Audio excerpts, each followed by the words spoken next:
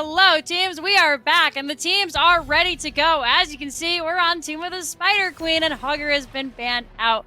WildHeart is over here on our left. 30K is on our right, and this is your DreamHack Finals.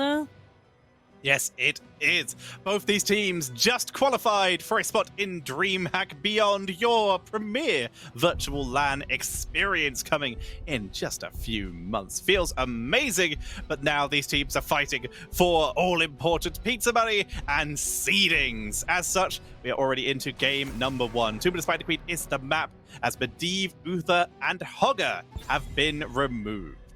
Absolutely. So going right back to where we started earlier, gonna see how 30K performs this time around. And, you know, it's kind of a little bit of what is to come in some of the other tournaments. Gets exciting here as we're gonna see Chromie, our final ban this evening. And now, members of WildHeart, who got their first pick. What are they looking to grab here? I'm going to start with the Junkrat, who you mentioned in our first series of the day really is seeing more priority. And we saw exactly that in the previous series, with Hasu leaning quite heavily on it and it working very well.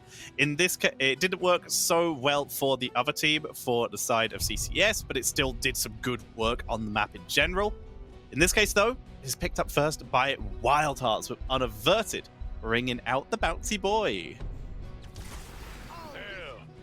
It's about damn time. Alrighty. Waiting for Everett here, we're going to see Tychus and Lucio picked up. Once again, we saw how devastating Lucio could be in our semifinals this time around. We'll see if it has the same effect here as the Junkrat really can disrupt stuff. Urel really rising in priority this time around, but Malfurion coming out for Weary Day. Furion, a little bit rarer these days, but he's still so strong. We're not seeing him a lot of times in a lot of these games because he doesn't have burst healing, but the sleep that he offers with that Emerald Dream at level 1 more than makes up for it. And if not, the Treant still is okay. You can still get some value out of it. But in this case, they have so much area control now. Junkrat, mines and traps, Malfurion, roots, and Urel being Urel. Just such a pain. There's a lot going on here this time around. And, you know, you bring up the Treant, and I don't think that's the worst thing in the world. Obviously, Emerald Dreams will probably be the de facto pick just because it is so strong. But in games like Tomb of the Spider Queen, where you can go for 30-plus minutes, you get 10 mana back every single time you pick that up as well. So still an impressive pick if they believe the game is going to go long. We are going to see Diablo and Maiev banned out again. Yeah, give him the slappy tree, get some extra damage that way, get that mana, like you say. The Diablo banned out, though, very sensible. Malfurion is good at a lot of things. Consistent cleansing is not one of them. You can remove one cleanse, but it does not grant unstoppable. From the side of 30K, Malveil back for round 2. It did very well in game number 1, and it's another hard counter to Urel. Smart choice. Always an interesting duel when you see Malthael and Urel, because it's who's going to ult first. You know, it can come to that position where you think you're going to get the Urel, and then you pop the last rites. She pops her heroic as well, and the health doesn't move. Or you can damage her out, wait for her to pop the Ardent Defender, and then last rites after that. We're going to see Greymane and ETC coming in.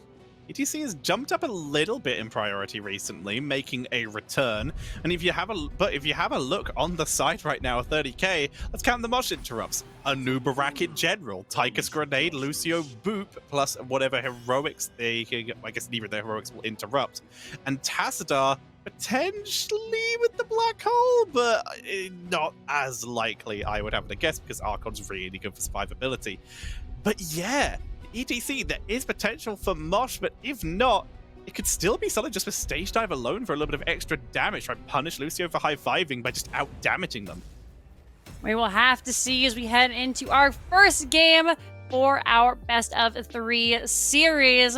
And, you know, I gotta say, just because it's a Pit Kid, I wouldn't be surprised if Mosh Pit wasn't what he was planning from the start. He's like, let them pick their Mosh counters. It'll mean nothing come level 10 when I don't know, stage dive and steal the boss or whatever Galaxy Brain play he's got ready to go. Absolutely. So we're going to be jumping into the game once again. This is Tomb of the Spider Queen as our first map. This is a best of 3 coming through.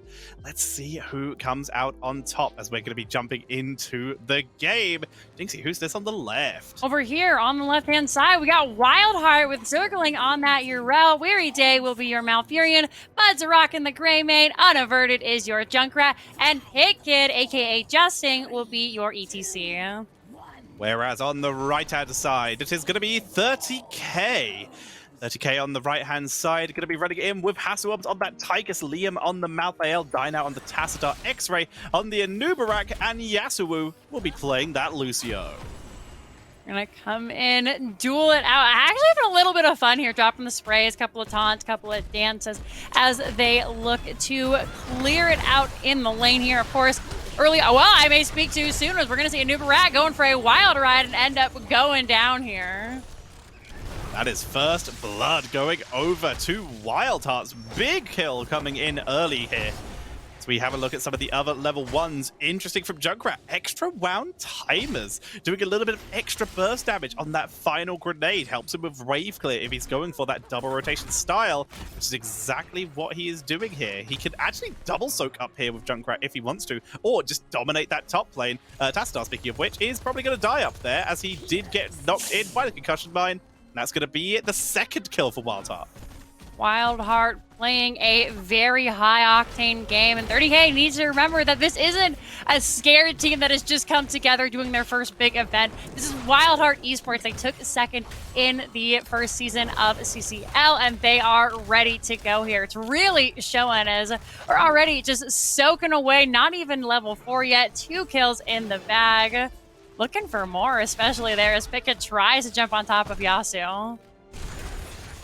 There's an engage onto Buzz, attempting a counter kill. Oh Buzz to the camp. He still needs to get past X-Ray though. He's on the run, forceful. The laser from Dino was not off cooldown. Buzz gets away. Oh, never mind. He almost gets away. Tychus finishes the job. At that point, I had to look. I was like, wait, which WildHeart player is on the task? Before I realized it is Dino there. Ended up saving the day there just for a split second, but Hasu able to finish the job. Fantastic grenade. Using that corner back at level 1 to find that kill is such a good talent for exactly that reason. We're having a look at some of the other talents here. Bed of Barbs for that noob. The regen master as well, so he's going for more of a brawly style as opposed to the big sustain style with the shield. We're going to see the Bruiser camp being picked up by Buds here, burning their way through that. Nothing too aggressive from any of the teams for now, while mercenaries are the priority. Just trying to, again, keep the soak. They had their little bit of brawling out, but now as WildHeart slowly creeps ahead in this experience, they're going to try and just soak around, get those gems. We got 36 gems over on the side of WildHeart. 15 already turned in for 30k. They've got 14 more in the bags. Both teams getting real close to one of these first turn-ins here. Going to continue to push in as WildHeart taking a big chunk out of this middle lane early on. Concussion mine onto Yasu, who doesn't have high 5 to escape yet, but he's able to roll away as X-Ray pulled a lot of that aggro. They're both dropped quite low through that great force wall by Dino. Not enough to finish them off, though. They keep trying to land the hits, but they're not able to find the finishing shot this time.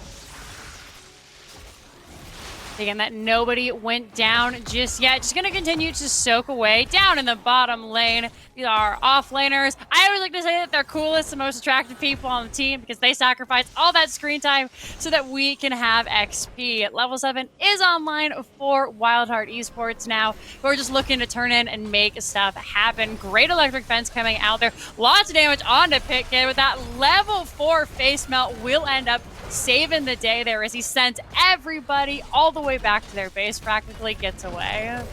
Liam also able to sneak away after the turnaround attempt was there. Concussion mine onto X-Ray. Barra charge, easy escape. Both these teams so mobile, so hard to deal with.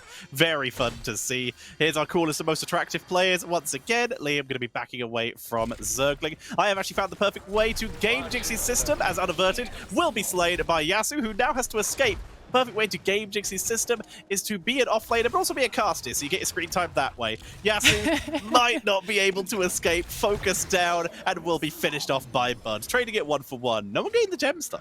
Oh yeah, no one really caring about him just yet. Another turn-in going over to the side of 30k. That is going to be the first Web Weaver phase going over to the 30k on the red side there. Interesting pickup here from Zergling. We've gone for that righteous momentum, going for that extra move speed while the hammer is charging up. And of course, it no longer slows her while she is charging. So potentially looking to just run in at folks and knock their faces in. It's a solid talent, especially when you build into that percentage damage later on. It's an old style of build, but it never really got bad. It's just a couple of talents got a bit of priority. But in this case, still solid as Pitkin. Great power slide, the root buying time as well. But look at Yasu, he just doesn't care. Finds the kill again, looking for another. They run down Weary Day up the towers. They got the Beetles, and Yasu, last hits on both, is farming kills now. Furious about those early B-steps. They're looking for the triple trifecta here as Unaverted is going to be able to get away at this time. Just barely a scratch there. All the while, Web Weavers were pushing away. So we do see the front wall go down up here in the top lane. Again, first objective, not always the most powerful. So just those walls going down. Level 10 on board. We do see Black Hole. They've added that extra bit of CC to help deal with ETC here. Sound Barrier as well for Lucio to try and counteract that hard damage output of Junkrat and the Greymane. The only person yet to pick, Malthael. Although I would expect a last rise because Malfury is going to struggle to deal with it. It's not out of the question. Go for those Tormented Souls. ETC also holding, and there is that last rise. Going with their turn in this time around, see if they can't make something happen. Go for the throat coming out here for this squishy team on the side of 30k. They should be able to find something. Not necessarily worried about having to chunk someone down like the Anubarak. Of course, Malthael, despite being really survivable, doesn't have the highest health pool. So it makes sense to just try and eviscerate them once they can get a little bit of chunking going through there. And there it is, stage dive from ETC, who springs up to the top in a bush. So this will be a surprise to 30k that he's here, but just constantly pushing away. This front wall will go down. This stage dive not able to capitalize anything, but they will, with just sheer force of numbers, be able to take down this fort, most likely. Pickett zoning away X-Ray. Neither one going too heavily in on the other. And actually, that Web Weaver's dying very quick here. Hasu making the most of that melting point grenade to clean that out. And this fort will live. They even run past Cocoon onto ETC. Do they have the follow-up? Stun timed very well. There's the follow-up, but the root from Malfurion zones them away. Go for the throw. Buds gets the kill. What happened? He was there and then he wasn't. Such a good blow. Go for the throw. So high on the damage. If I'm Lucio right now, just because I completely didn't expect it. You know, he's chilling, he's got low health, but he's still rocking and rolling underneath this fort, and then all of a sudden, no ragdoll, nothing. Just ceases to exist. Great play by Buds there. They had the Cocoon onto ETC, but a beautiful route by Weary Day prevents them from doing too much damage now. However, only the fort going down there. The rest of the team of 30k able to keep everything nice and safe in the other two lanes. Again, only really losing those walls. Heals coming back up. Yasu respawning, able to top up the rest of the team. Counter Bruiser being taken by WildHeart here. Teams a little bit even. Like I said, there's that little fort, but all the structure, there's a couple of weakened structures for WildHeart here as well, but it's still 12 to 12. Both teams close to level 13 with 4 kills each.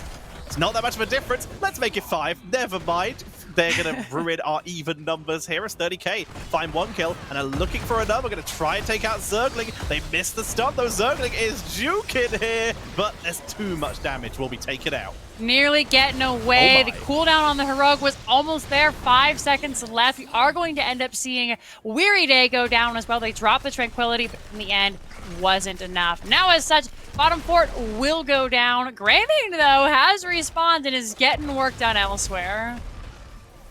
Yasu chasing down Greymane. He wants a 1v1 revenge. Revenge! But he can't do it. Can't chase down the kill. In the meantime, though, Junkrat is also quite high up. Drops a Riptire. Trying to 1v1 die now, but Yasu, #1 player killer hero Lucio, finds the kill. Oh my goodness. This is exactly what I'd expect from a WildHeart 30K game. You can tell both teams are having a lot of fun. They're both putting their best foot forward. And a lot of crazy, just 4D chess is happening right now. For one, I never expected Lucio to, and I'm just going to double check this real quick. Yeah, he has the most kills on the team. The next is Malthael with 3. After that, it's Haseo on the Tychus with 1. So Yasu is just assassinating the members of WildHeart. He's cleaning up. He's got 4 assists as well. He has been involved in every single one of his team's kills and got half of them. Pinkett focused down. Black Hole locks him in place, but he gets away. The grenade melting point. Pinkett, 30 health, is able to survive. Meanwhile, Zergling zoning everyone away, has to pop the Ardent Defender. This Webweaver doing quite a bit of damage here as everyone heals up. They're going to jump back in. Hasu gonna drop that. Odin there looking for extra damage coming through. Great stun by X-Ray. Teams are being zoned out. Their Weary Day will pop that Tranquility. Tassadar gonna be the first to go down. Webweaver will fall next. X-Ray running for his life. He's got 90 health. Great stun there on those Impaling Spines. Will seal the deal. Last rights will trade out Malthael for Greymane. Now we're seeing the support battle. Oh, as goodness. Yasu tries to chase him down, dodges Pinkett, but he just doesn't have enough damage to finish the job here. He pokes him down a bit, but he cannot finish the kill. But yeah, a beautiful 4-man stage dive into 4-man power slide by Pinkett to set up the first kill in that fight. They're still potentially going to lose this fort with the pressure of Hasu and X-Ray here. They're zoning as best they can. It looks like they will sustain it, at least for now. And be able to hold off for the time being, as you said right now, because there are events happening elsewhere. Now we got X-Ray and Unaverted duking it out in the top. Going to activate those triple grenades. They get a little bit of extra damage. The rest of the team has joined. There is no fort to retreat to, so members of 30K have to be careful here. But it looks like as quickly as we come, we go. Gonna try and interrupt the turn in here. Circling with 22 gems. 20 gems were lost in the last fight. Greatly crippling WildHeart here. Now, they might be in trouble of their own as the Nubarak will get away. We are going to see the shields come out from Lucio's sound barrier. Once again, looking for that turn in. Ooh, Lucio going down in the bottom there. Odds finding his angle. Inevitable end has already been used by Liam, so he's trying to escape because no unstoppable is left, and that will result in another takedown. Buds playing the patient game here, hunting Lucio, finds the second kill they've got on him so far, and that's keeping WildHeart in this game, that Buds is able to find these just off to the side kills every now and again. And get their own turn in and start this boss without these 2 critical members. Nobody's going to be able to contest on the side of 30K. They're going to grab their own camp instead to try and de-push, so not in position here, which I'm interested if they had known. Could they potentially take it? It would be a 3v5, but they've got Black Hole. They've got Odin. They've got Cocoon. So potentially in the future, they can expect something similar.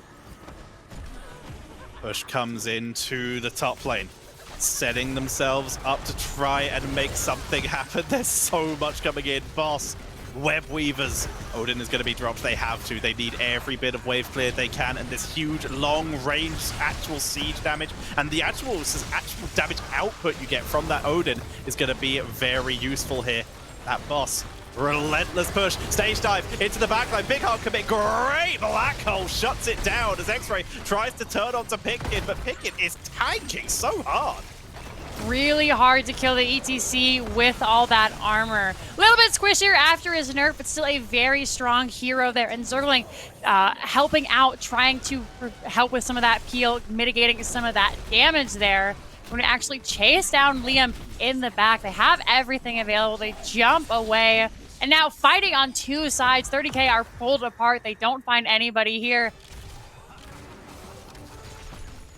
Liam was sneaking around, seeing if he could set something up. Yasu gets the sound barrier off this time. Baited in Buds with Liam sneaking in behind, but the steel trap shuts him down. He can't chase it any further. He's separated from the team, but they're still trying to make something happen. Good knockback from Yasu. Power slide comes in. Liam on the back line is ready to cause mayhem as Hasu delays and distracts. Yasu's chasing down on the Merton again. Black hole onto Zergling, who's tanking through. That's the kill onto Junkrat, and Yasu is still in the back line, still causing problems, but Buds, that he's got that burst damage coming back up. Zergling is distracting the rest of the team, leaving just Yasu to cause pressure, but he's completely isolated now. He has to leave. That's right, and Ardent Defender pop simultaneously there, allowing Zergling to survive. Only Junkrat going down. Of course, once again, to the true assassin on this team, Yasu on the Lucio. Everybody's just gonna take a breather. They're chill now. Both of them rough, actually exactly the same gems currently. 35 to each of them. 29, though, turned in for the side of 30K.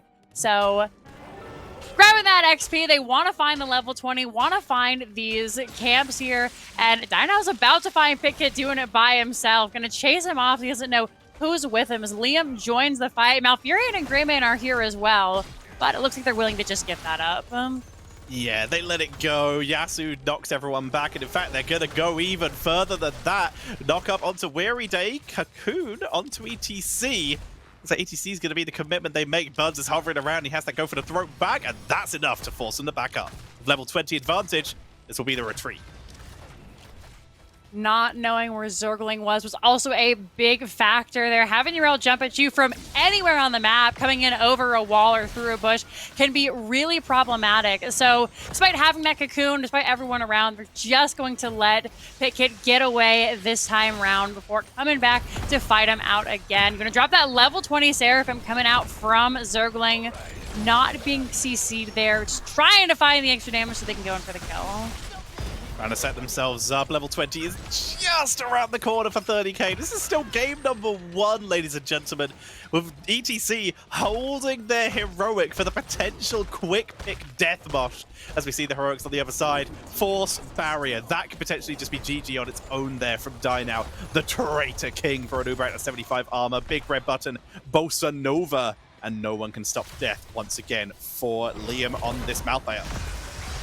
Another fight breaking out over this turning point. Yasu running him down, and he is going to end up having to drop the sound barrier there, but it's a very low cooldown. Bud's getting quite low. ETC will come in as well. They're going to try and zone everybody away, but he's left all by himself now. Will end up going down. Deathmosh does catch Malthael. Nobody's in position yet. The death all for naught. Weary Day trying to get away, and there's that level 20 task you were talking about. Weary Day will end up going down. WildHeart is just falling apart in this late game. They're so split.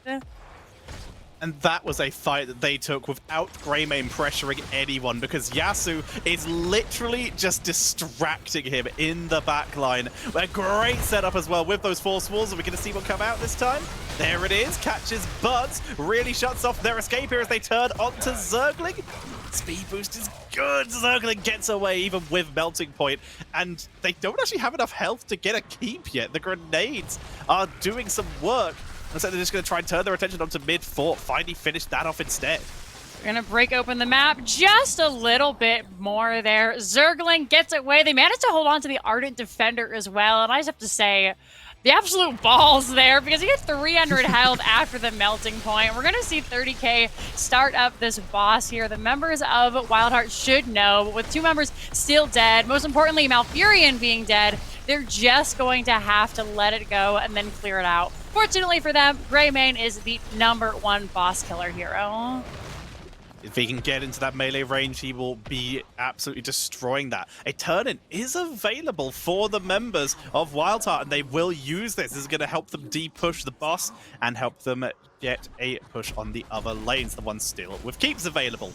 So far, it's 1 keep down, and that's still in favor of WildHeart. Despite losing that last fight, they are still in the lead here. They're down in kills. They're up in structures, and the structures are what will end the game.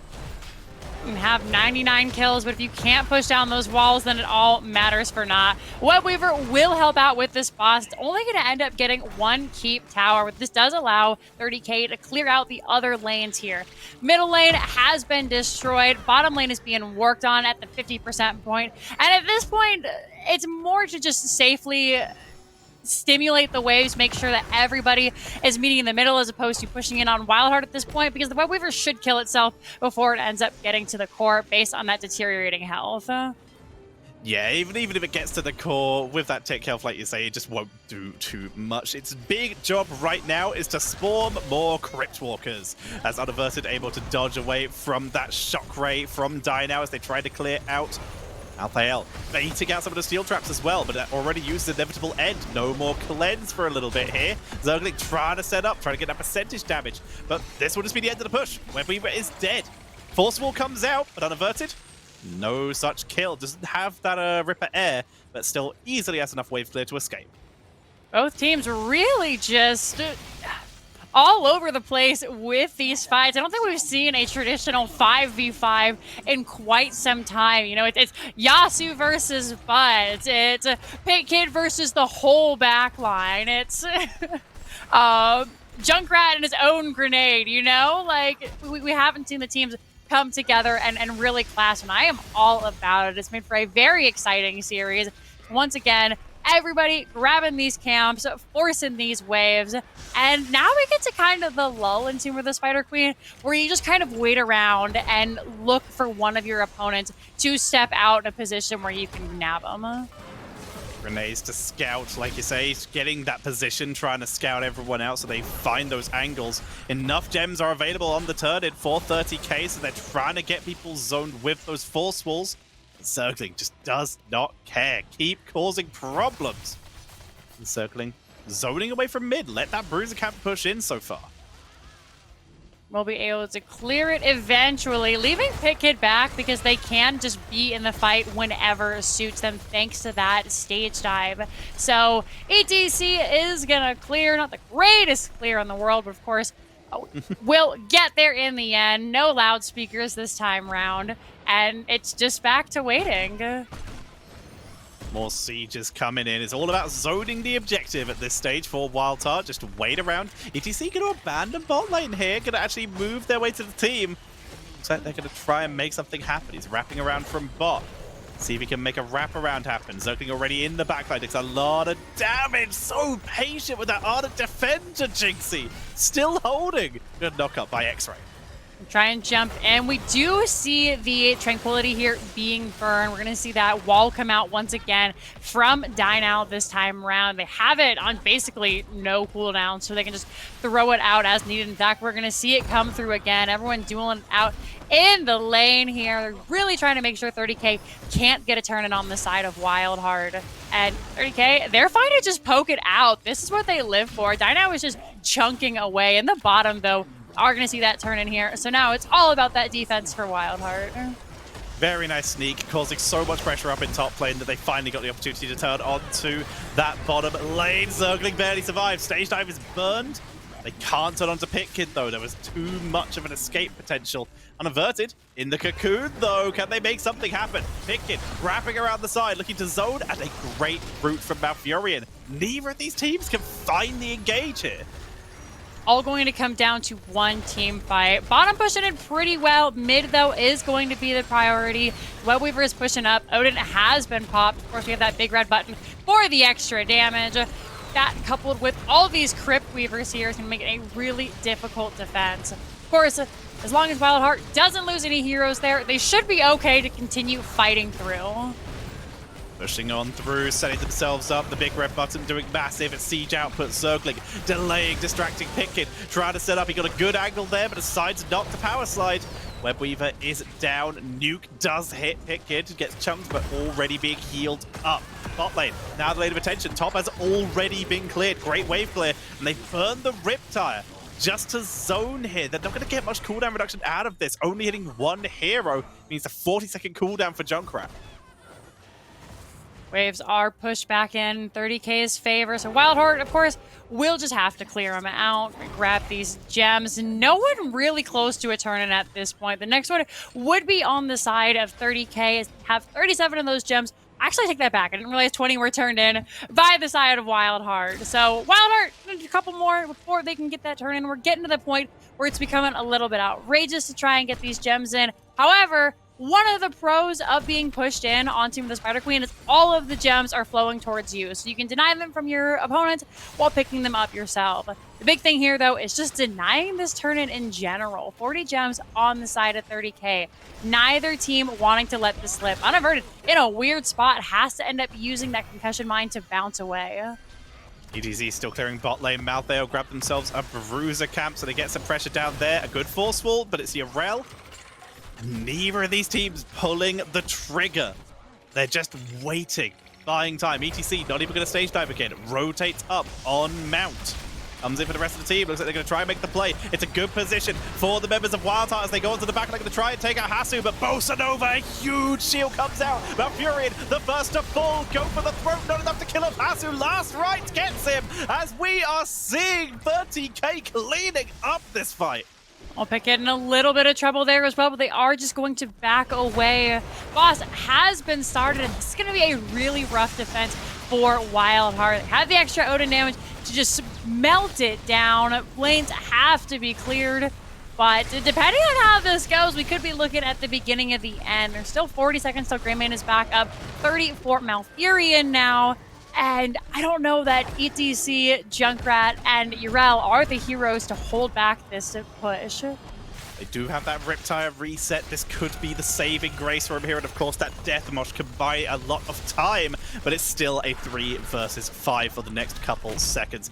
Boss making its way in. The fact is, this wall is huge for WildHeart here. Keeping that delay going, keeping them in this game to buy time. That Boss having to smash through all of that. This is the first keep that 30K have been able to really get pressure on. Riptire, so it's not going to get much of a reset. In fact, it will die. Full 70-second timer here.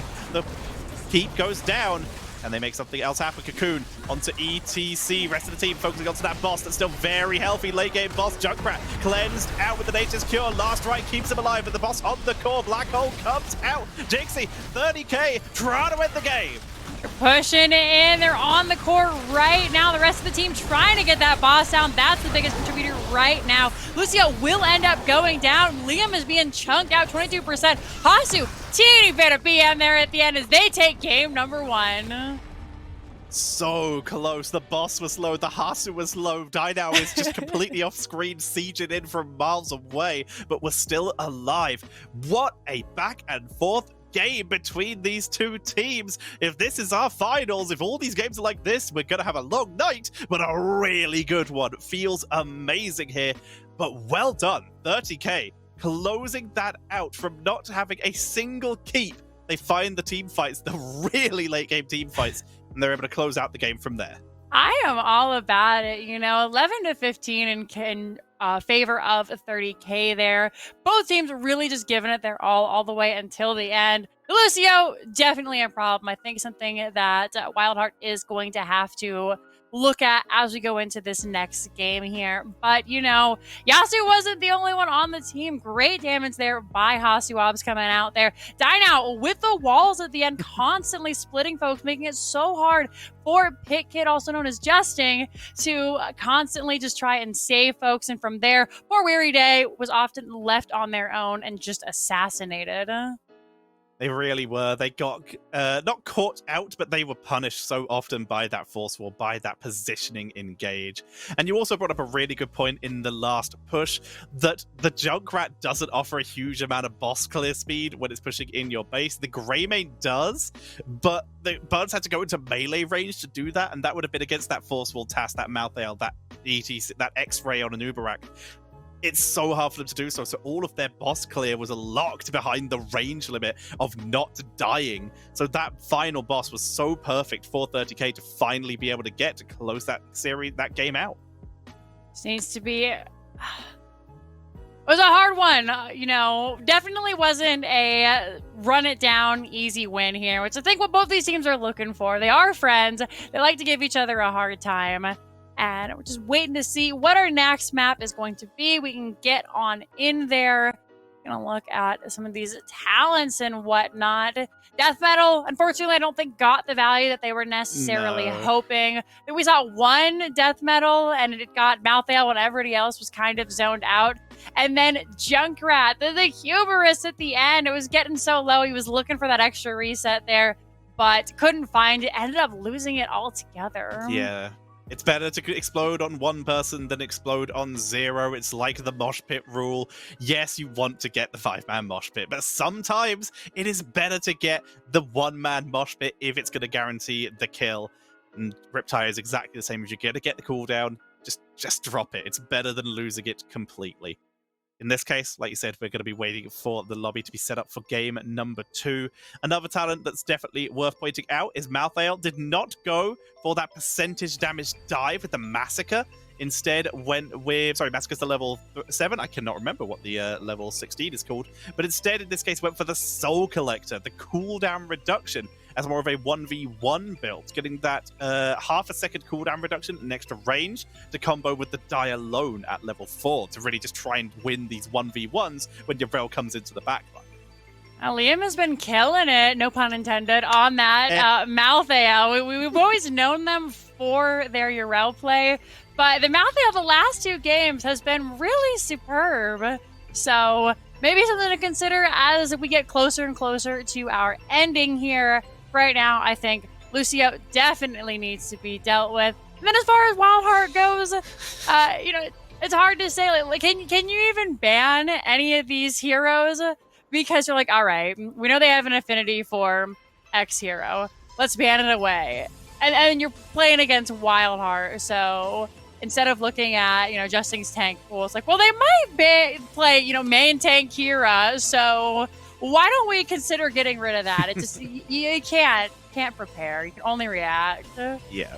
WildHeart are definitely one of the more chaotic teams to ban against, but we have been seeing potentially more of a lean these days towards a more quote-unquote meta style from WildHearts. Like, they are picking tanks instead of other stuff that we saw for a very long time. Those main tank Leos and stuff like that, and main tank Maevs. Now we've been seeing a lot more ETC and Diablo, which I'm sure Justin is absolutely ecstatic about, as BitKid has made it very clear that they don't enjoy a lot of the meta tanks, but unfortunately, that seems to be where the meta is going at the moment. I know, it bums me out. Alrighty, it looks like we have a map pick here, and it's running it down the same way. Battlefield of Eternity heading over, picked up by 30k here. If we see Infernal Shrines as our map number 3, then I am calling shenanigans. No shenanigans here. But it is called a CBOE again. We see that mix up in style. We see the opportunity to either go for that extra race and try and just win on the objective, or the potential to just go big, hard team fight to try and stop your opponents killing your immortal by killing them. Makes sense. I've liked the way that it's evolved. You used to have crazy comps, or it's like, all right, let's get an Artanis and a Lunara and a Greymane and a Limang, and you're just like, why though? So now, we've seen things like Tychus really excels here. Garrosh is something that we see come out. Imperious, another one who doesn't necessarily raise, but is really good at getting those kills, because the same way, if you have 99 kills and no fort clear, if you have all the clear in the world, but you can't kill and you get killed, it really doesn't matter, because you're sitting in base going, oh, I hope we get back before that race is done.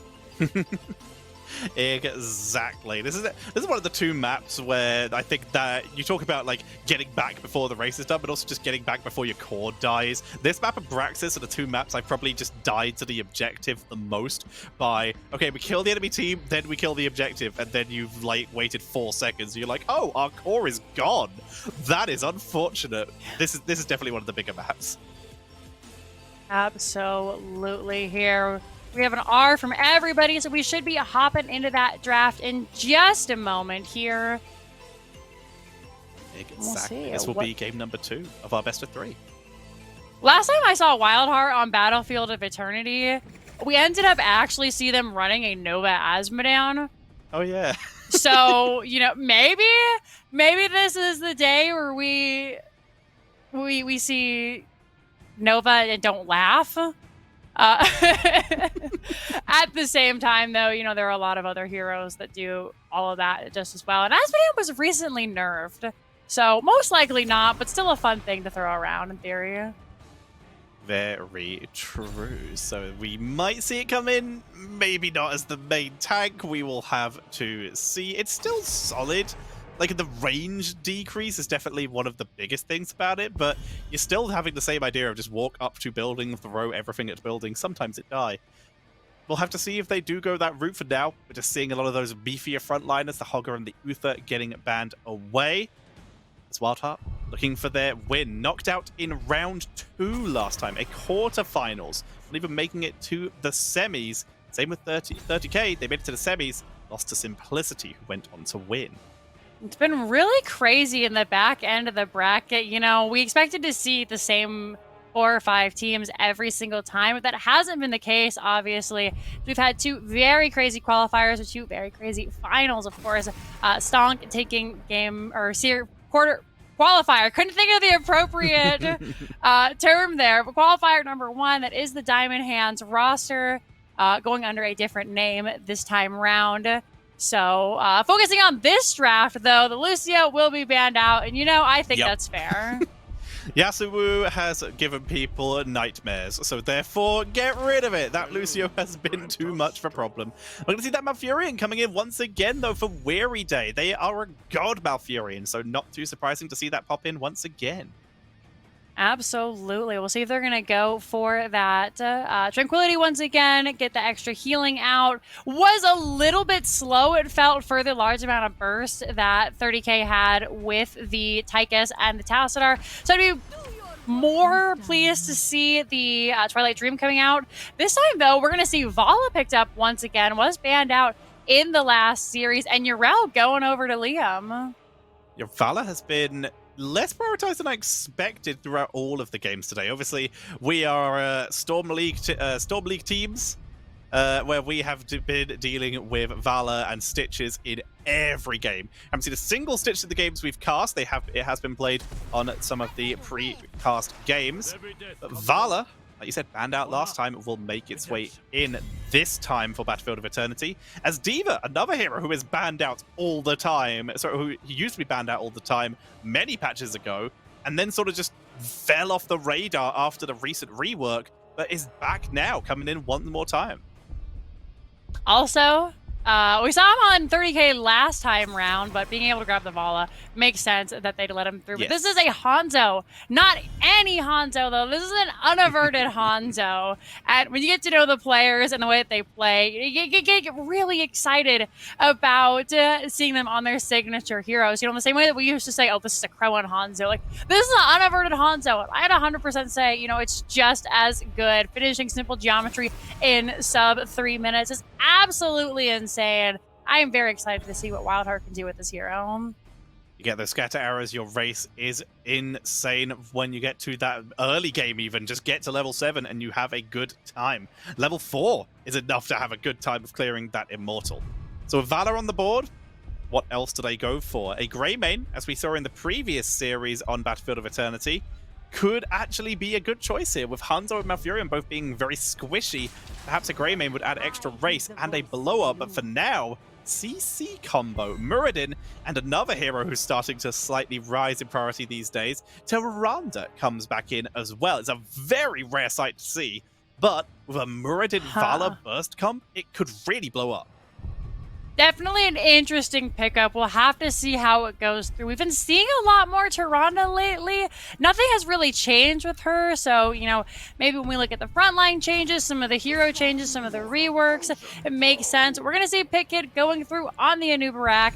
And this time, Bud's going to grab the Li Ming. So going for a very standard Battlefield of Eternity combo. Only concern is how we talked about Anubarak last time.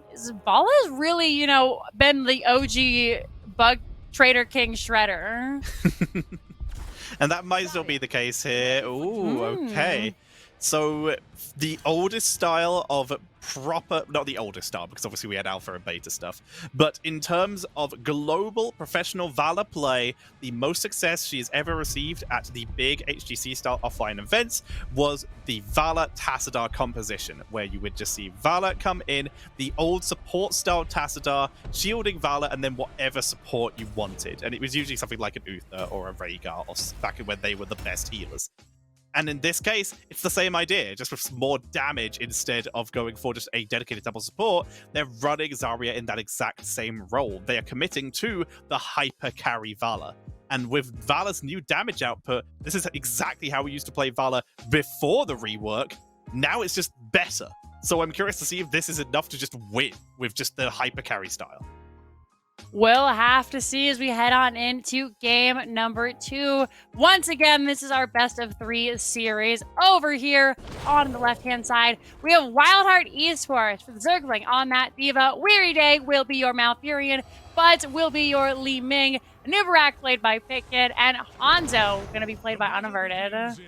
And on the right-hand side, it is going to be 30k, with Dynao on the Vala, Yasuo on Tyrande, X-Ray on Muradin, Hasuobs is going to be playing that Zarya, and Yrel will be being played by Liam. He's already shown just how much of a god he is on this. It's a little bit less race than his Malthael, but that actual disruption in these fights on heroes potentially like Hanzo could be exactly what 30k need, but they're going to have to deal with all that race.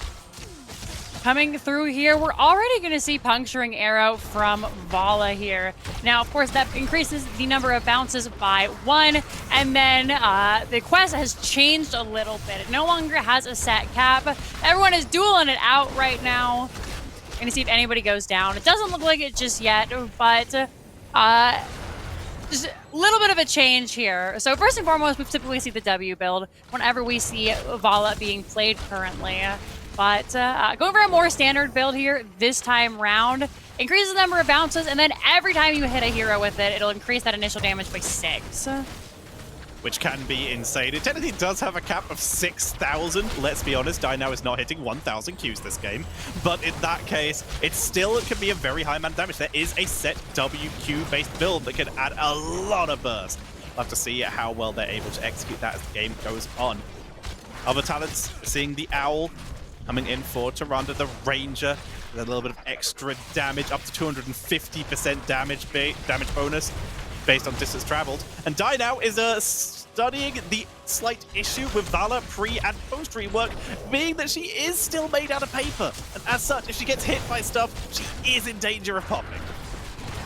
Everyone thought Vala was going to be this super crazy OP champion, and she is. She's a very strong hero right now, but it still feels bad knowing that you built your entire team around catering to this hero, and she still can't take a couple of autos. We're going to see Liam come in. Great use of the roots there, though. The Emerald Dream's going to put X-Ray to bed, and actually almost sending him all the way back to core there. But ends up surviving, going to get a little bit of healing, of course, from Yasu, who having a little bit of a hard time into the high burst of WildHeart here. This will help a little bit more as Zarya gets further into the levels. I think even though it's a globe talent on this map, I think the cooldown reduction might be the smart play here, as we do see the invade onto the cap, sleep onto Hasuobs on that backline, on that Zarya. Dynao is just gaining stacks and trying to delay it. The damage output is good, but trying to sneak a kill on that backline, but the camp is secured by 30k. Level 4 is now available for both teams. Zergling is out of there. Both offlaners coming down to try and help out with this camp. In the end, though, 30k will end up picking that up. Didn't lose the Diva Bomb, despite Zergling taking quite a bit of damage there. Now team's just going to reset. Everybody took, copious amounts of damage. Nobody in position after that fight to grab their bruiser camp, so both teams just going to forego them until most likely halftime, where they can try and race them down. Straight in for the Immortal Races here. Dynao has gone for that Vault reset. The repeating arrow, scatter arrow is done though. That's going to add so much race to the members of WildHeart. But Liam into the backline, and Hasu is in the wrong neighborhood. Will be taken out there, completely separated from his team. Halftime show though is achieved by 30k. They lose the member, get the stacks. It is speed barrier, by the way, for Zarya. Not going to go with the cooldown. They're going for mobility over sustainability. Coming through, we're continuing to see a very similar build to the original Vala on Battlefield of Eternity, going for that repeating arrow. This time changing it around so Vault has no mana, and then casting Vault does reset the Hungering Arrow. Not that it matters. She ends up going down there, just blasted into oblivion by Unaverted. Liam taking a little bit of damage here as the rest of the team tries to defend, while Diva races on the other side. Unaverted getting the perfect scatter arrow there, getting the full bounce. Also able to pick up Muradin. This is WildHeart in full control here. 3 kills to 0. And they've, on that backline, got Liebig, Hanzo, and D.Va. That will be enough to win this Immortal. All Pickett and Weary Day have to do now is back away, get the globes, and get ready to push. Are going to see the members of 30K grab their own siege camp here so they can just try and help defend against this Immortal. Has a relatively large shield considering for the first Immortal, but we should be shredded down by the members of 30K. They have really strong race on their side as well. So see what they can get down here. The typical outcome is that they grab that front wall. A couple of kills, though, could mean the whole fort. There's that big race talent for Vala now. Monster Hunter moved from level 1 to level 7 in the recent rework. And Zarya, huge damage output as well. She gets energy from the damage Vala does. With Together We Are Strong at level 1, that sets up for that pinpoint accuracy at level 7 for huge long-range poke. Mortal getting a little more than we expect. Manages to drop the fort to about 50% here. Big thing that happens next, look to race over these camps here. Nobody in position for that just yet. Looking to get wave priority on the side of WildHeart. They want to grab this fort, so right now going to do a lot of damage onto X-Ray, then back out. The ally shield has been spent. Great Nature's Cure coming out from Weary Day. Both teams now just going to try and reset. Yasuo trying to keep the team alive as well. It's taking a little bit of damage. Has gone for that Loon's Chosen at level 4, the old standard talent, as opposed to the double Q that sometimes we see. And of course, the cooldown reduction at level 7 as well. Keep the team sustained that way. X-Ray, we focus down. There's no way to deal with that, but he's sneaking through, holding the line. But the orb gets the reset. Looking for the second onto Die now, who rolls away, gets the heal from Yasuo. Is there a shield available from Hasu to keep him alive? Yes, there is. But now Hasu and Yasuo are actually caught out of position. And trying to continue to get it down. Pickett wants blood. They end up trading out Pickett for Tyrande there, so that's going to be a 2-for-1 going over to the side of WildHeart. Don't get the camp GS yet. Dino tries a greedy back there, and Budge reminds him, hey, you should do that behind the wall, buddy. Don't want to take the risk. Speaking of which, Dino is currently very low, very squishy, still taking the risk of staying out. Good link by Buds, dodging the Storm Bolt there as we see that fort taken out. Bot camp being captured by Zergly right now. He's gone for nuclear option, by the way, so he's really committed just to being able to sacrifice that mech whenever possible. Helps you secure objectives and camps. May even use it here.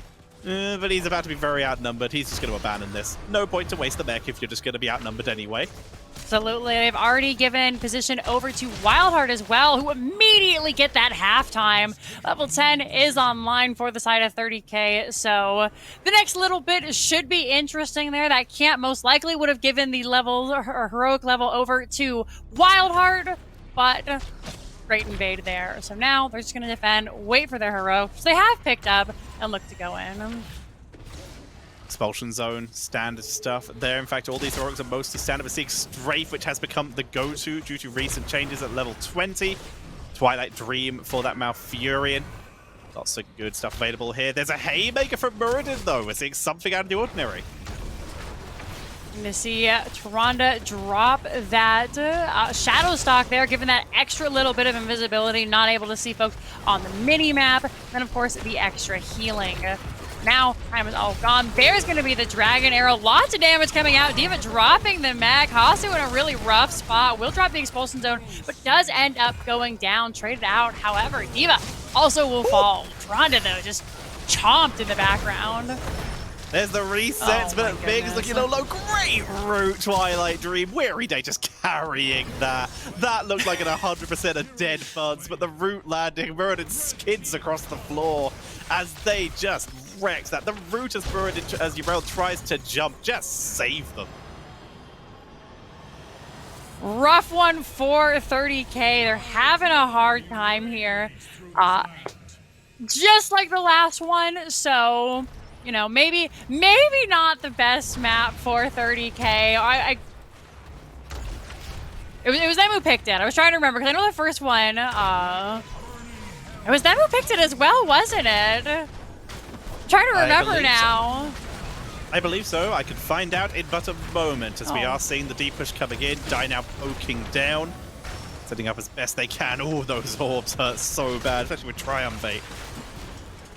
Really rough. She can just continue throwing him out. As you mentioned, we're going to see the Cocoon come down onto Muradin. Expulsion Zone to get him to safety. Hasu able to just shred that down. But lots more damage coming out. There's going to be the Dragon Arrow, the Immortal Spin for extra damage.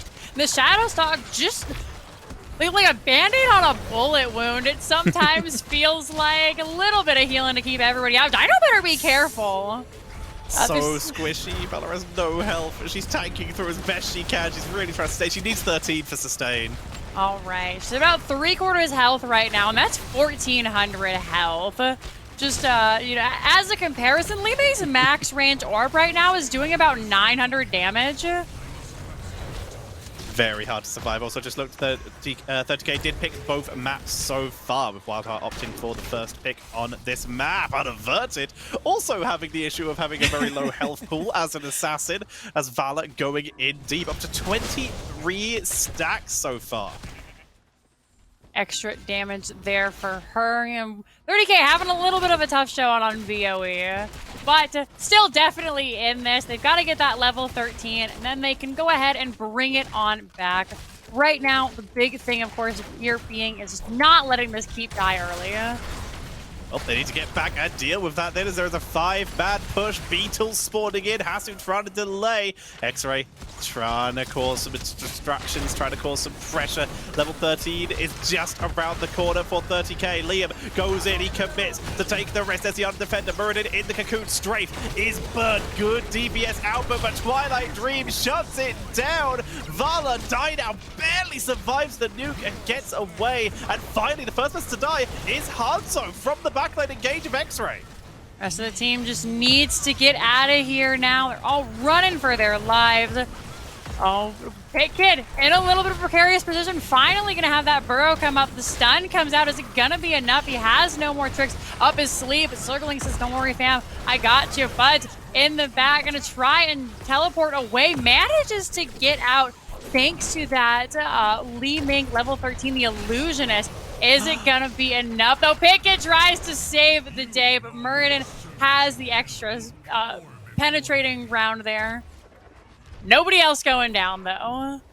Well, it's lived. He blinked right after getting hit by the Hungering Arrow and outranged the bounce. For those who don't know, Vala's Q does actually have a range on the bounce. It won't follow you all the way back to base if you port out of it. So if the bounce landed, and then she blinked and avoided the follow-up damage that would have killed her. Buds getting away by the skin of their teeth there. Great play all around from the heroes. Halftime has been reached once again in favor of WildHeart. We're going to look to grab their own Fallen Shaman camp here, but jumping off it so they can start on the race. Big arrow coming out through there. Hanzo has to jump away though. Cocoon onto Tyrande. Strafe has been dropped. They're gonna break her out. Out comes that Shadow Stalk. Everybody hits their R's. Everybody stays alive. That goes down.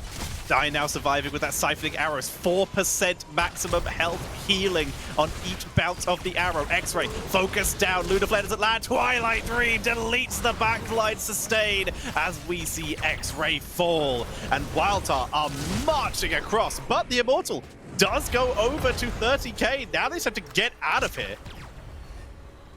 Running for their lives currently. Liam trying to escape. The other eye set on Dynow. That's the big prize currently.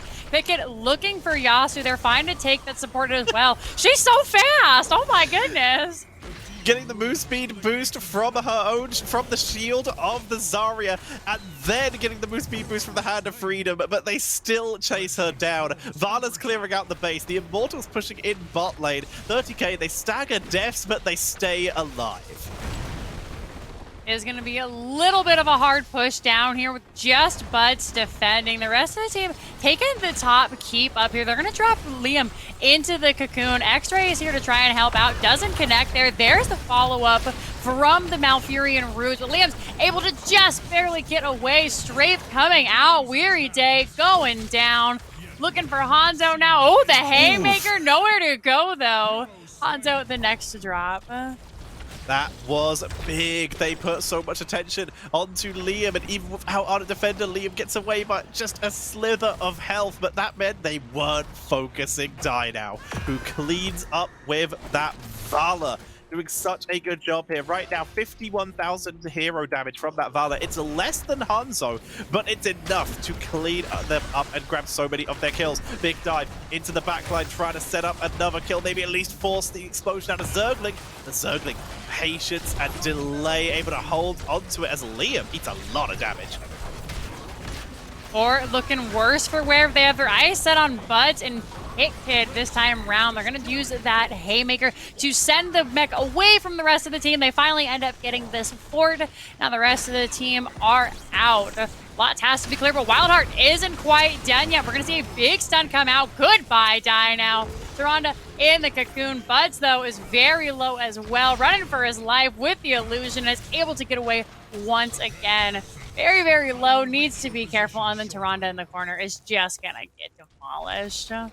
Buds is such a god, dude. They've just been playing on the outskirts of these fights, finding the kills. The first reset onto Hasu without them even really noticing. No one was in position for that because no one expected Buds to be there from the side of 30k. WildHeart, they put themselves in a position to try and end the game with this objective. Hasu back up off cooldown now, available for this fight. Level 20 might not even be reached this game, but it's a full level closer for WildHeart. Continuing to just chunk away and do what they do best. They're going to immediately, once again, get that halftime, immediately start on their own bruiser. They know the drill.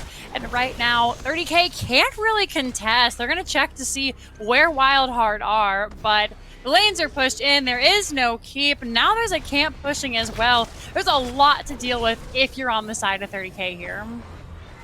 They're ready to try, though. They're going to do their best. It's all about keeping Dynao alive in these fights. Has gone for that seething hatred. 10% extra damage at max hatred, but you got to auto stuff for that. Got to get that hatred up. X-Ray into the backline. Getting stunned out. Expulsion zone. Splits the team in two, but X-Ray can't find them. Zergling with a great delay strategy. Defense Matrix shutting down that strafe. Dragon Arrow does not land on Defender. Keeping Liam alive. Teams trading back and forth. Haymaker brings Wirine to his team and separates X-Ray.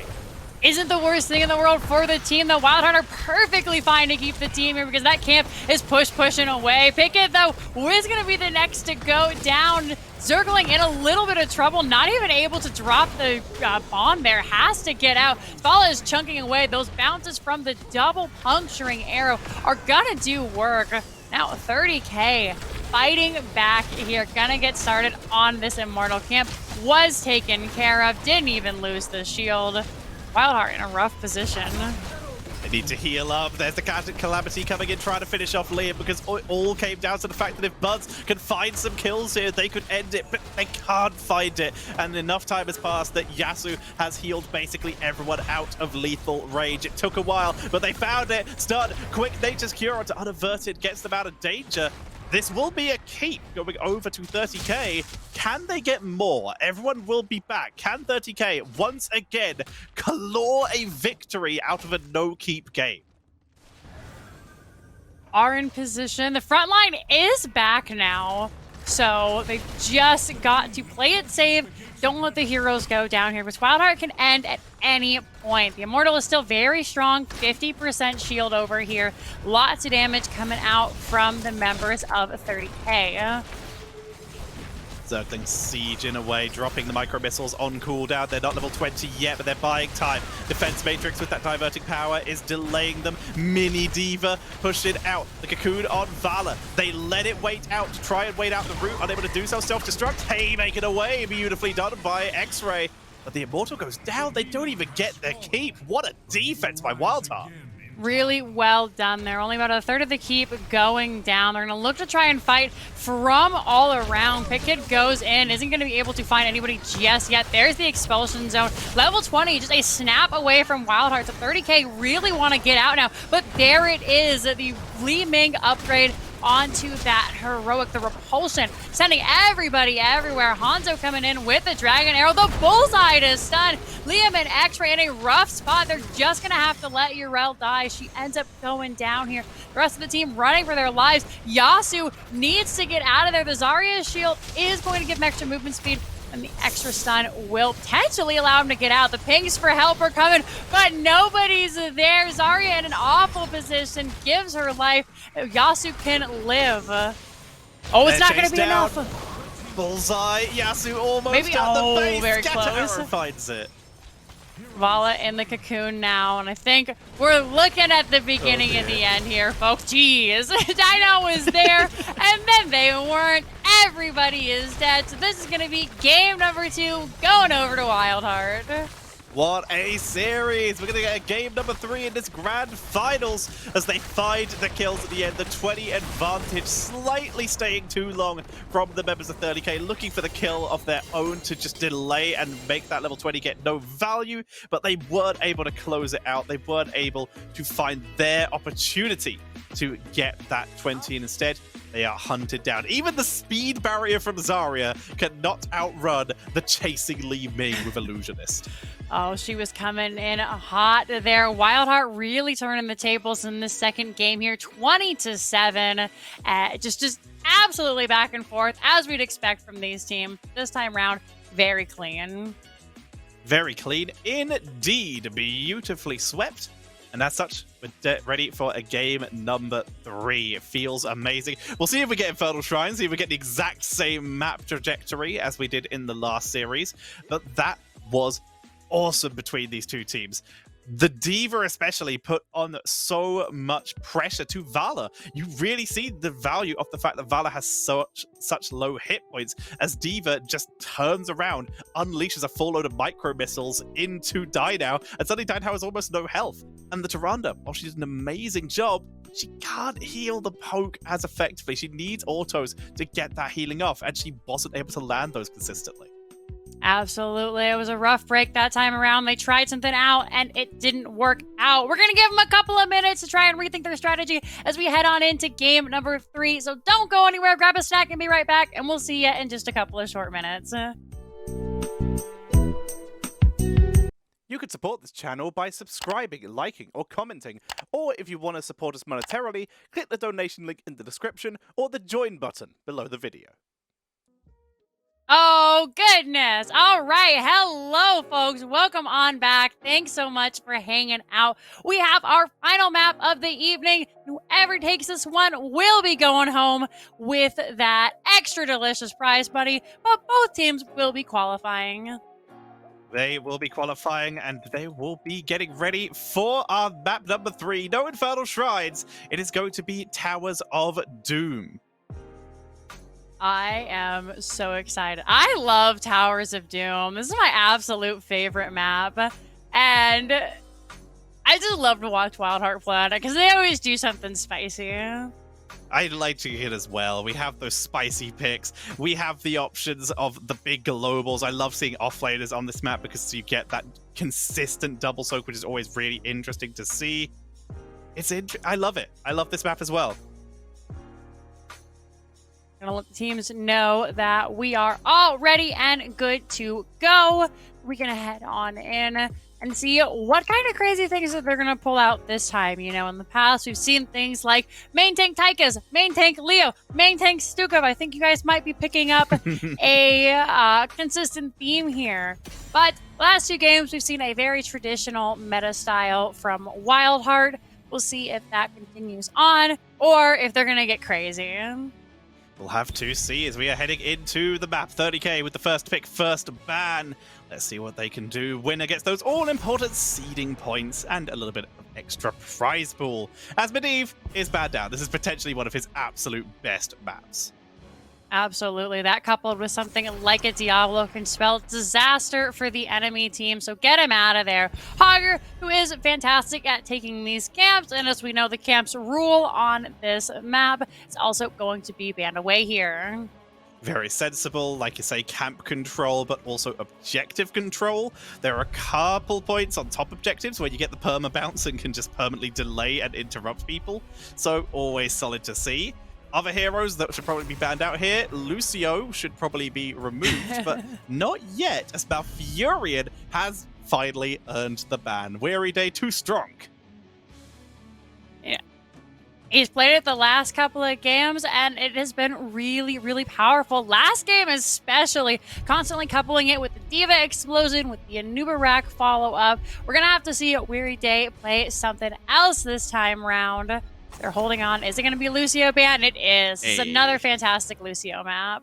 The two supports are just so deserving of these bans. Yasuo and Weary Day have both been so essential in their teams getting wins. Weary Day's Twilight Dreams, Yasuo's, or I can only call it non-Rhaegar Bloodlust as he runs people down. But in this case, familiar sight, we're going to see 30k pick up that Uther first pick again.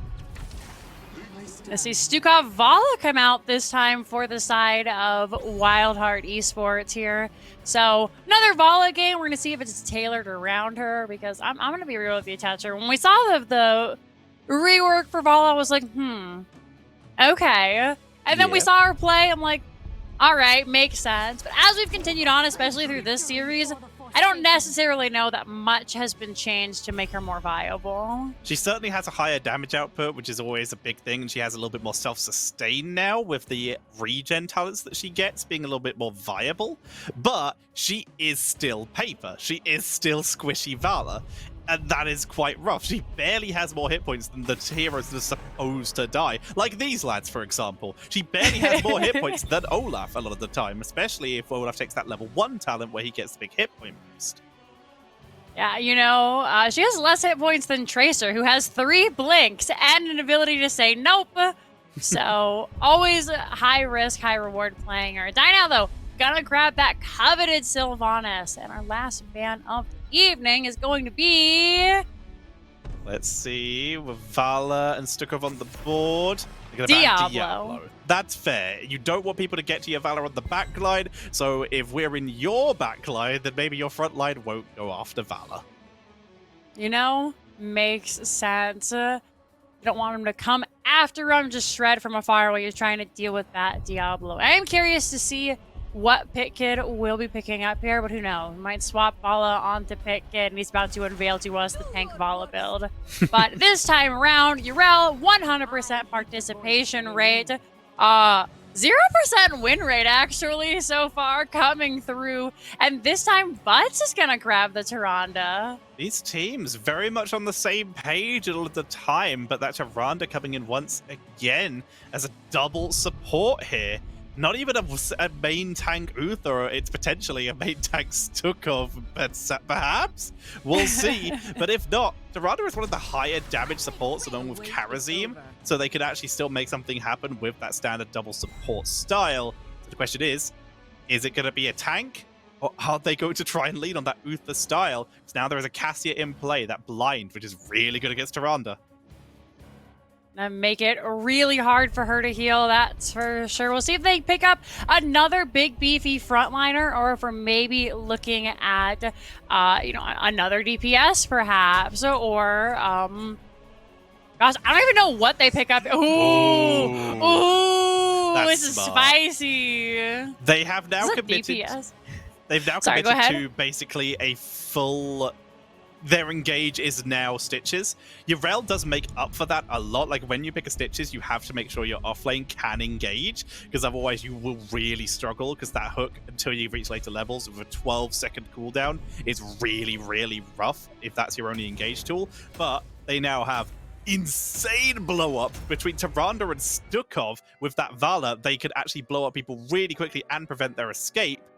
And then they still have that double soak potential, and of course the hyper carry Vala with 2 healers. It's a smart draft. They can really make this work. I'm really excited to see how it goes. Of course, a lot of this is going to rely on the members of WildHeart being ready for those hooks, and the members of 30k not getting hit by them. So they've got to definitely have their dancing shoes on today. We head into game number 3, our final game of the evening. Just don't get hooked, Fivehead. As we see on the left-hand side, the hooky himself. It is going to be WildHeart Esports with Pit Kid on that Stitches unaverted on the Vala, Weary Day on Stukov, Buds on Tyrande, and Zergling will be playing the Urel.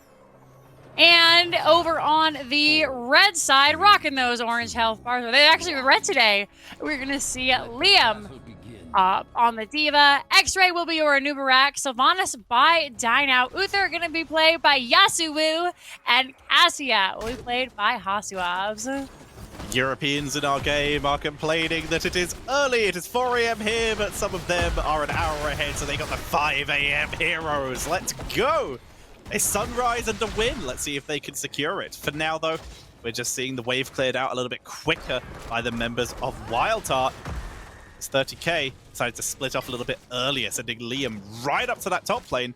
And interesting, 3-man top lane. Bot lane, of course, usually the lane you would see prioritized, but they are trying to deal with that Yrel. And also, hard push top. A cool little swap around of priorities here.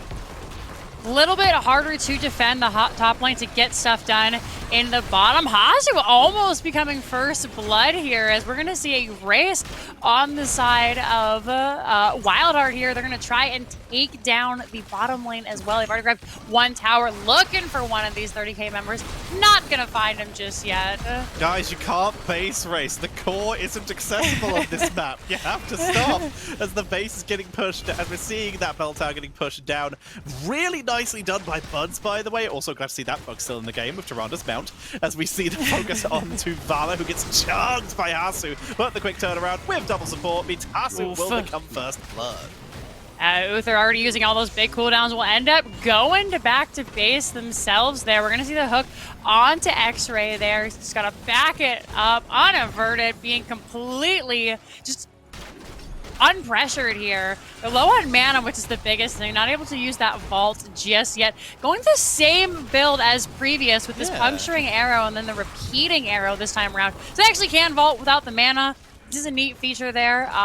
Bottom lane, camps haven't even been picked up, and already this front wall is gone. So that's interesting, going with the Q build. The question is, will they go Q with the anti-mercenary style? Or are they going to go Q with one of the other talents that you can get on that lane? Potentially the slow and extra burst damage. Good vision by Buzz, which is what I wanted to talk about earlier, where he's actually been dismounting Yasuo, as Yasuo was rotating around the map in the early game, really disrupting their standard rotation. I'll look for the invade here, but not find it just yet. Now the altars have finally spawned, so teams are going to fight over them. In the top, there's just an agreement. I take mine, you take yours, unless you're a Dirty Vikings player or something like that, in which you violate the treaty. So lots of damage coming down as they look to fight over this bottom here. Gonna find the stun onto Hasuwabs there, shutting down the armor for just a brief second.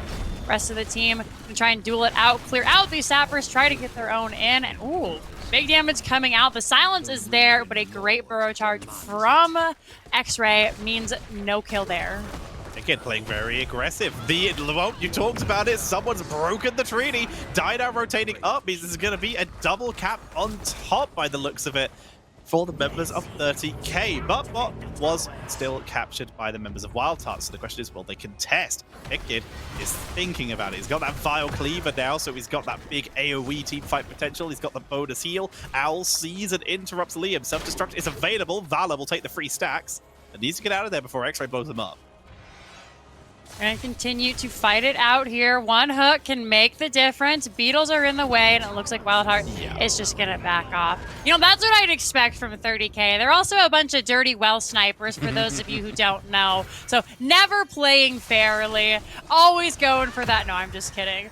A really great play by 30k here, who are just constantly hammering away at that off lane. I understand that fighting in that 4-man is going to be really difficult with the double support and the Vala being so safe. So if they can harass out that off lane, that just gives them so much extra room to move around the map. All right, we're going to be seeing Vala with frost shots. We don't see the PvE as predicted. Instead, we see the burst damage. Hungering Arrow doing 25% more damage. Good stun. Good sidestep by X-Ray. 25% more damage to slowed heroes, and that includes ally slows, and you have Stitches on your team.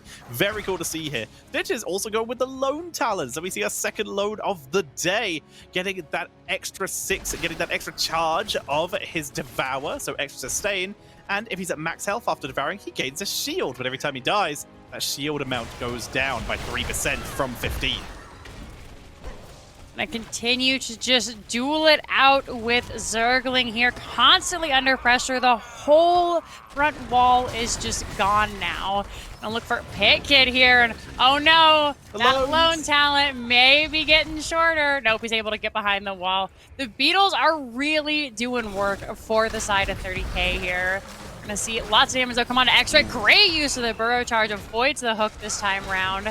But the camp still, so far, going over to the members of WildHeart here. We'll see if they try to sneak in. X-Ray was pushed out. He's coming in from the side that was able to hit that well. Now WildHeart is on the run. This may be a free camp over to the side of 30K. Out comes the D.Va mech. Weary Day is running. Unaverted goes down.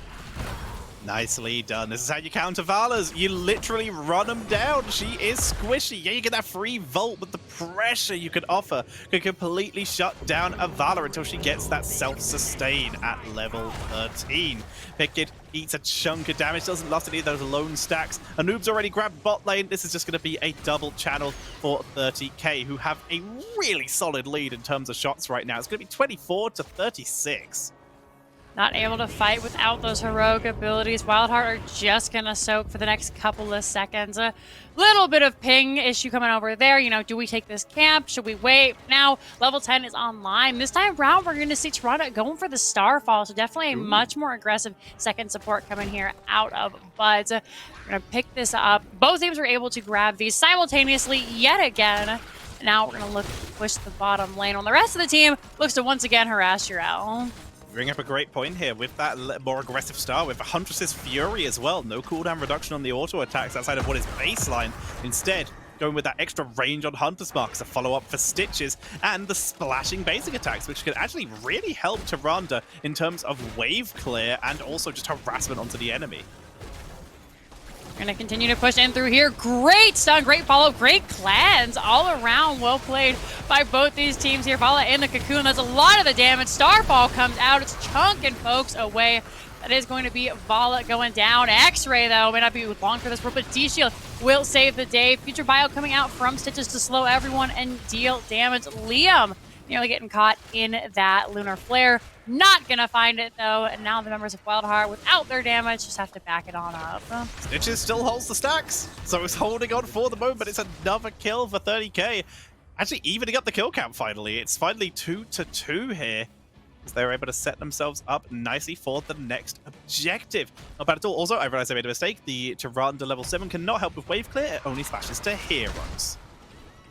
Helps out in those team fights of those. We're just going to see everybody try and clear it on out. Let's get another skirmish is breaking out down here. Once again, Weary Day in a rough spot. Tries to jump off with a massive shove. Will end up going down. The rest of WildHeart are now here to join in the fun. Dino trying to chunk away at Zergling. Unaverted looking for the team. It gets off 2 of those puncturing arrows. Ooh, may not be long for this world though. Using that aggressive vault has consequences, like you said, Tetcher. But Bud's able to keep him alive. Trying to stay going, they make their way forward, they pop the mech. Zergling has arrived for this fight, dropped into the cocoon, but Liam is taken out first. They crush their way forward. Putrefile has set up huge damage output. Here comes the Starfall, which will get them the cooldown reduction on those healings, as Hasselhoff is going to get completely popped by Unaverted. The Ball Lightning is good, but Bud's the only one even slightly threatened, and WildHeart are finally able to take a fight in their favor. They even pull in Yasuo. Unaverted gotta be careful, he's not the healthiest right now, but Hungering Arrow is good damage, and Zergling Goomba stomping the Una.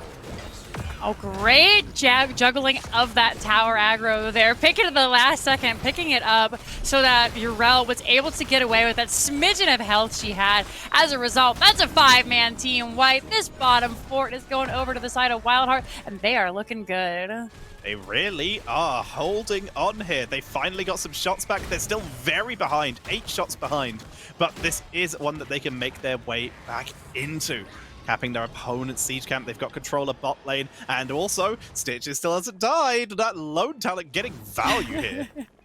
Making the big boy even harder to kill. We have that level 13 now, so for those of you who may not be unaware of the most recent Stitches rework, that does mean that he gets the fishing hook now. So as you saw in that last fight, 40% additional length. He's constantly able to look for these heroes at a farther and farther range, making for some really spicy picks there. In fact, right here, Liam gonna be in big trouble. Immediately drops that D.Va mech. D-Shield does have to come out. Pickett not even bothered by it, thanks to the shield. Like, there's absolutely no hex given about that D.Va mech, and still full health. Really lucky he went good to go. That oh, zone. That's perfect. Lurking arm. That's not going to be a kill this time. Never mind. Oh my god, Haunting Wave. But yeah, if he hadn't picked good to go, he would have died because he did got body blocked to death by his own mech. But in this case, was able to escape. Liam still in this fight, as is Sylvanas, barely able to avoid death via Stitch's hook. Looks great on paper, and you know the reaction time from Yasu has been absolutely insane, but so many big abilities were burned in that last fight. WildHeart can look to be aggressive here now. Cleanse was burned, we saw D-Shield burned as well, so this next one, there is nothing. There's thoughts and prayers available for anybody who goes down, unless they whiff everything, and in that case they just trade out 1 for 1. Just going to take the simple shot. Still an 8-shot lead for 30k. But they are starting to fall behind in terms of experience. And that's where we are starting to see a little bit of value creeping in for WildHeart with 16, a smidgen beforehand. We immediately see 30k go anywhere except where they think WildHeart is. They see people in bot lane, so what are they doing? They're ganking Zergling. So hard to gank Urel as it is. Yeah, just gonna back on out of there. Once again, that extra movement speed making them really hard to lock down as long as they channel that righteous hammer. Pickett waiting for somebody unsuspecting to get ganked here. Meanwhile, Unaverted and Weary Day are going to get started once again on this bottom altar. Ooh, they're going to look for Dino, but they're able to use the Haunting Wave to get out safely. Uther will have those extra abilities back. We're going to see Massive Shove come out through Cocoon, coming out on Zavala once again. This time around, Pickett will be able to free him. Big silence coming out, but not before Tyrande drops that Lunar Blaze.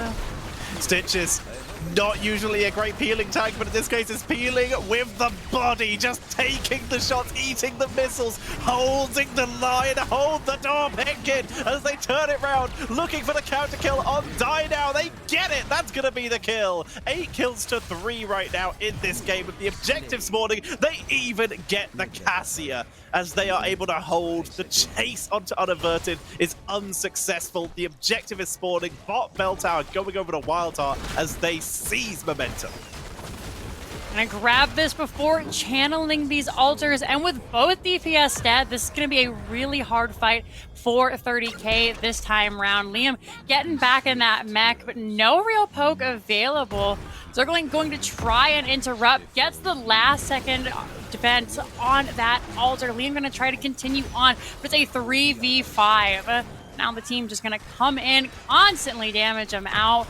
They wait for Cassia to respawn. The Hunter's Mark, virulent reaction, and up. Goodbye, Uther. Zergling zones away, the missiles just short of being on time, even unable to delay. And with that, WildHeart take the lead in shots with another 5 shots available and a boss. They're about to send 9 into the members of 30k and half their hit points. This was such a smart play by WildHeart there. They knew that 30k would say, all right, they're going to take their own stride. We can't fight this. Let's just back off and get something else done. And as a result, that's a free boss there. Sylvanas did take those bottom sappers, so this will end up being this bottom port going back over to the side of 30k. They can get 2 more in to really try and start pressuring bottom. But just the level that WildHeart is on, just with the mind games, has been really nuts this game. It really is. They're sustaining so hard. And they're just powering through these fights. Pickett, another beautiful hook. The lurking arm, no virulent reaction. This time D-Shield comes out. They focus down Vala. The turn, thanks to Yasu. Then the Starfall did a lot of damage as Zergling's in the backline, but numbers are in favor of 30k. They finally get the turnaround. Really smart play by 30k there. They've been cocooning the Vala, but the damage has still been there. This time around, they're like, let's just, cocoon somebody who keeps her alive. Get a little bit of extra damage in there. Bud's running for his life now. Will try and find the stun. Not going to be able to do so just yet. Tyrande does end up going down. Vala already down 90% of the team's damage. They're looking for Zergling, who's trying to stay alive. Great use of the Ardent Defender there. Looking for this bottom fight now. The silence coming out. Diva Mech is available, but once again, the Righteous Hammer able to get him out of harm's way. So mobile, Pickett with so much armor here, using that Shambling Horror level 1 to get armor for every enemy affected by Vile Gas, which is all in on the build. Took just short. And 30k, the game flips again. They seize control of bot lane for the first time. They get the kills. They're going to hit 20 first, but it's only a single altar. and that's going to slow down their momentum. This point looks like WildHeart are just willing to hand this over because the tides have really turned 20-9 in favor of WildHeart. They don't mind losing a couple extra shots. They're going to drop down to 15, but they're still looking strong. Everything else has really been removed from the map to give them any kind of cause for concern. So they take out this top. They're going to look for Pit Kid here. That's been the big defender. It's going to be rough. They come in and just immediately blow up Weary Day. Out come Pit Kid now. Circling taking quite a bit of damage. They are just going at it. D-Shield has been dropped. Liam eating the full Starfall here. Happy with their pick. The members 30K just going to back on back. They grab that camp as well, so no value there. Very solid engage, setting that up with the level 20 advantage. They literally engaged to get the kill because they knew they would hit 20 and 30K. We were able to utilize that to great effect. WildHeart now have the level 20, so they're ready to re-fight once they have that Stukov back. They've gone for that Death Siphon Valor permanent strafe if they can keep within range. The beautiful talent, I was really hoping they'd do this. Celestial Wrath, meaning all people hit by Starfall get extra slow and are applied with Hunter's Mark. 25 reduced armor for everyone for a Stitches gift from the Embalmer. 100% extra damage and death timer reduction. Has he died? That one feels unnecessary. He hasn't died yet. Hook, great burrow charge to avoid the follow-up stun. Always ready in case something crazy goes here at the end. They're going to try and defend against these sappers. Great use of this Stukov silence. They can't march forward while they're in that silence. So just going to clean everything up. They find a new Barak. There's the stun. Out comes the cleanse from Yasu there. He's able to get away. At this point, Death Siphon is available. And just look at Unaverted chunking out. Stayed in range for a long time, got a delay. X-Ray was unable to channel as we see WildHeart marching through, single altar. They're down bell towers, but they're still willing to fight. They free Pit Kid, and 30K are out of here. They don't want to be anywhere near here anymore. They know they're not in the position to fight until they've tapped the fountain. Channel comes in for Buds, so now it's down to the team fight. Ball Lightning is dodged, unaverted, is saved by Pit Kid, who eats the Ball Lightning as the Starfall lowers everyone's armor. Huge damage coming out there. DreamHack the first to go down. This isn't a safe place for WildHeart, so they need to be careful. Weary Day very low in the back will finally end up going down. Pickett very low as well. Liam looking for him. Zorb coming out from Urel with that Ardent Defender. Gonna knock everybody else away. Stitches will go down. And Uther traded out though. However, we do have that redemption, so he will be back. Circling, looking for more. Bud's just trying to get away. Cannot do so. This is turning in the favor of 30K. Yasu is back alive, reviving with that redemption. Mid's being focused. In comes Urel. Doesn't have that Ardent Defender. This is very ambitious. Eats the missiles. The autos. Gets the shots, but unaverted. Strafe looking for one. Looking for two. He rolls for Hasu. He can't get him, but he takes out Uther for the second time. No more revive. If he can get Liam as well, this could be worth, but he can't catch him. He's trying to out-damage the mech explosion time. Can't do it. Unaverted is trying to save this game right now. It's got 5 seconds to wait for Stukov. Trying to keep the fort alive for right now. Liam damaging it away, and it doesn't look like that's going to be the case. They bought time for the rest of the team to be back. It's 15-6. So even if both these altars go over, it's still going to be anyone's game. It's just a lot spicier. However, Weary Day is back, and I didn't realize this was so low. So 4 altars will make the shots 8, even if they lose them all. But the team is back. Save Urel. So we're just going to go ahead and channel it out. I think this is a great play by them. They're fine to just trade over some more. It's even spicier for 30K right now, so they're going to drop down to 3. 3 to 10, Hook comes out, X-Ray's in position. They've started Boss, they know it's lethal, they're trying to pull him in. Urel's coming back, this could end the game right here. Boss is leashed. They know they have Hook back off cooldown in just a moment. Virulent reaction to focus to take out a noob. They get the kill as that is a great putrid bile on the backline. Cassia with D-Shield is deep in the backline looking for Valor. Take out the damage. We can maybe win the game, but Unaverted is dodging. Gets away. And Ball Lightning for the turnaround is attempted. Try to find him, but they cannot. Met double support heals him basically back up to full at this point. It's 4v5. This is the end for 30K. If they lose this boss, Dino gonna try and get out. They don't find the hook, and they're just gonna keep forcing it. Make 30K come to them. 30 more seconds on a Nubarak. Uther shouldn't have that redemption backup, so if they go down, that's that. Hosups is here in the back. Liam chunked to bits, but in the back, Weary Day gonna be the first to go down. D.Va taken out, Dino taken out. Pitkid is very low, trying to get that reduced death timer. They will have an asset. Hosup traded out, but trying to help Circling stay alive here. They're just gonna jump away. Both teams will survive with 2 members available. And 4v5 they hold.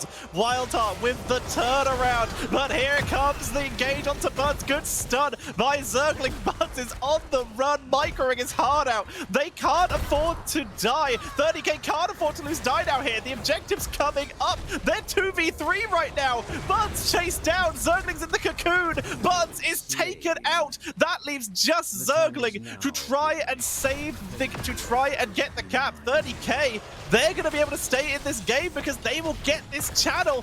Zergling will live. 30K get the channel. This game's still going, Jinxie. They end up losing out here, though. Minions were able to get mid. Great hook. Pitkid is alive. They have the reduced death timer here.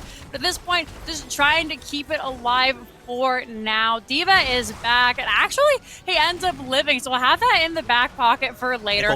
Lots of damage coming out here. Gonna end up getting the save onto Unaverted. Nice knockback. Circling alive as well. Immediately, straight goes on the interrupt. D-Shield comes out. Weary Day blasted into Oblivion, but Yasu will end up going down. He will be back here in just a moment. They're trying to find the cap Tetcher. It is such a clown fiesta right now. X-Ray will finally get it. Bringing the core health down to 6. The boss is going to be started by 30K. They have the bad advantage. Actually, okay, there we go. I was about to say they got to start this. They need to take it off while they have any advantage they can. And that's exactly what they do. Remove lethal, bring the core health back to 2, 3. They'll be in their favor, but it doesn't matter when there's this little core health. This is exactly the series we've had all day between these two. Back and forth, so close. Neither team giving an inch as it comes down to Sappers, the next objective, Cocoon onto Stitches. Circling is here. They're going to drop that Seraphim, immediately get that Righteous Hammer knockback. They're going to try and get these Sappers in down on the bottom. Out comes Pitkid's Bile once again. They have that extra buyback this time around. Death Siphon keeping Ball nice and healthy. We're going to have to drop the mech this time around. Sappers will end up getting stuck in it. They don't go down just yet. We'll see Dino drop that black arrows to try and hold them for the time being. Oh, it's going to be taken out, though. They can't hold forever. They still push through. It's 5v5 again. Hook finds but a minion as they clear this out. No sappers left in this lane to push in for core damage. Double alter phase. This could literally come down to who channels first. Positioning very in favor of WildHeart right now, as they are now in between 30K and either of the objectives. 30K, look for the concave, look for the wraparound as Hasu goes in deep, gets stunned down. X-Ray is just being blown to bits. Uther had to save Hasu. As such, Pitkid will go down. He's got the reduced death timer, though. Yasu, the next to go down, doesn't have the redemption this time around. Hasu was low. They're trying to heal. That death funnel, though, too much. Dino will die. D.Va will die. Game number 3, and your series will go over to WildHeart. Finally able to get it. They close out the game and the series, pushing away D.Va to give Vala just enough time to Death Siphon everyone in that team fight. They close it out with the final massive shove to save the game. Back and forth, less than 4 health on both teams. But it is going to be WildHeart who take the series, take home that little bit of extra prize money and the higher seed going into the DreamHack Beyond. Really well done, and that's why it's always one of the most stressful maps to pick up, but it is the comeback map. We saw WildHeart had a really rough early game, able to bring it back, had a really rough late game too, but then in the super late game, they saved the day there. 24 minutes of just absolute nonstop action. If I'm either of these teams now, I'm just like absolutely go to bed. I'm just drained at this point. Absolutely. Considering that a lot of the players on the side of 30k especially, who put up just an insane fight, getting themselves so close. It's 5:30 in the morning for them right now, and they still played so incredibly, holding out that long, and they did still qualify. 30k will be in DreamHack Beyond with Simplicity, with Diamond Hands, with WildHeart, and we still have another qualifier coming up. It's so hype. There's so many amazing teams already qualified, and these players are just showing up. I want more of that. That series right there, I want so much more of it. It's been a really fun one. You could tell the teams were having fun. You know, they all GG'd each other a little bit of lighthearted teasing coming out. You love to see it. Take a look at these stats here just really quick. 23-16 in favor of WildHeart. Big chunks coming out. And you know, I didn't really think the value was there for Justin going with that gift from the Embalmer, because I got value out of it twice. Once it was like a 10-second death timer cooldown. It really was. Dude, it was so insane. Like, it was a situation of never die, never die, never die, never die. Ooh, revive value. Exactly when he picks it up. He knew. He played that so well, knowing at level 20 he will probably die, and he got so much value out of it. Just, oh man, what a good series, dude. What a good series. It's really fun. You know, big shouts to everybody who participated this time around. Congratulations to both of our qualifiers, 30k and WildHeart. Next week, we hope to see some more from 2 weeks. 2 weeks. Yes, 2 weeks. 2 weeks from now, it'll be me and Crowan. We hope to see some more from CCS. They put up a grand fight. And thank you guys, everybody who hung out and watched. We really, really appreciate y'all. We will see you in 2 weeks. See ya.